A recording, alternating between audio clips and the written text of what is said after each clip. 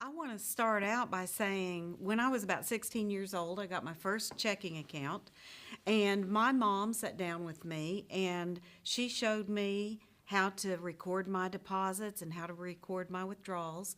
Back then, we didn't have debit cards, so, and a 16-year-old doesn't really write too many checks.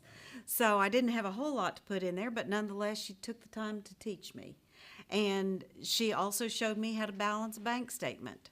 And that was a good step to start the foundation for good financial stewardship. There have been some other things in my life that have really impacted the way I think about debt.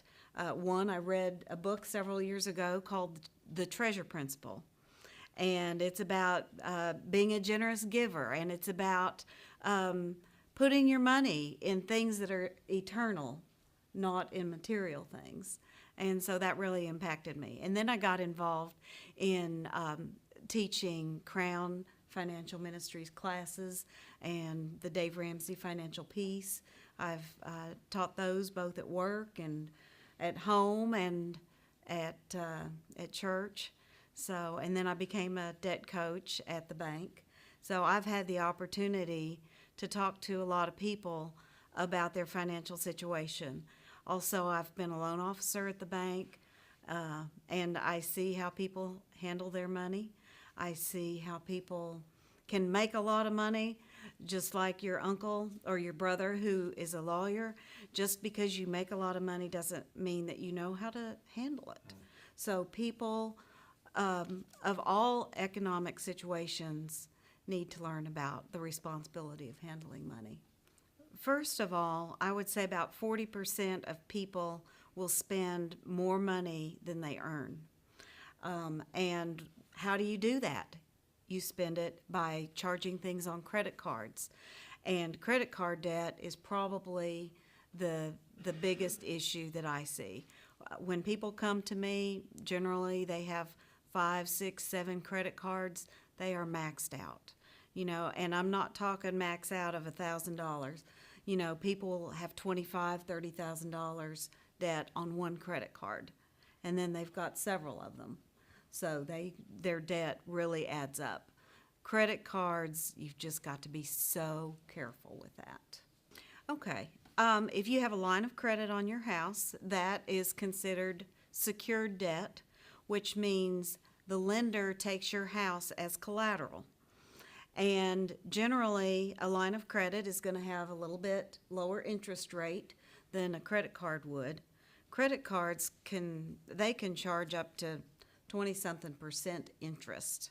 If you have a line of credit on your house, it's not going to be as high interest rate because the bank will be more comfortable with loaning you money knowing that they've got something as collateral. Well, people just tend to overspend, and one of the things that people do is they try to keep up with the Joneses, just like your parents who felt the peer pressure of buying a house. Adults do feel that peer pressure, and they think that they've got to have what their neighbors have or what their relatives have, what their friends at work have. And everybody's not in the same boat. We all have different needs, and it's just important to live within our means. Well, there's a method. You just have to take the steps to get there. And what are the steps? And the steps are, first of all, when I counsel with people, I tell them write down everything that you spend for an entire month, because people don't realize what they're spending money on. Just like Rodney said, it's the little things that people spend money on. When you're stopping at McDonald's every day for a cup of coffee or wherever you decide to stop, it adds up over time. And with a little planning and preparation, you won't have that same outflow of money. So you've got to determine where your money's being spent.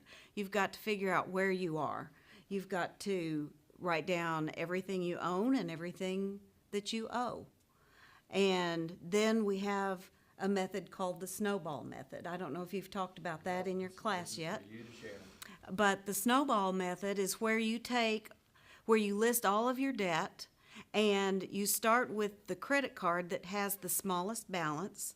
And let's say you're making minimum payments on all of your credit cards. Maybe you've got a car payment also. You pay extra on the credit card with the smallest balance, and you pay until you get that paid off. And let's say you're paying $25 a month on that, and you finally get it paid off.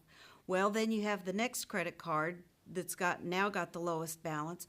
You take that $25 that you're paying on that credit card and apply it to the next payment. Maybe you're also paying $25 on it. So now you've got $50 to pay on that credit card until that one is paid off. And you do this with each credit card that you have.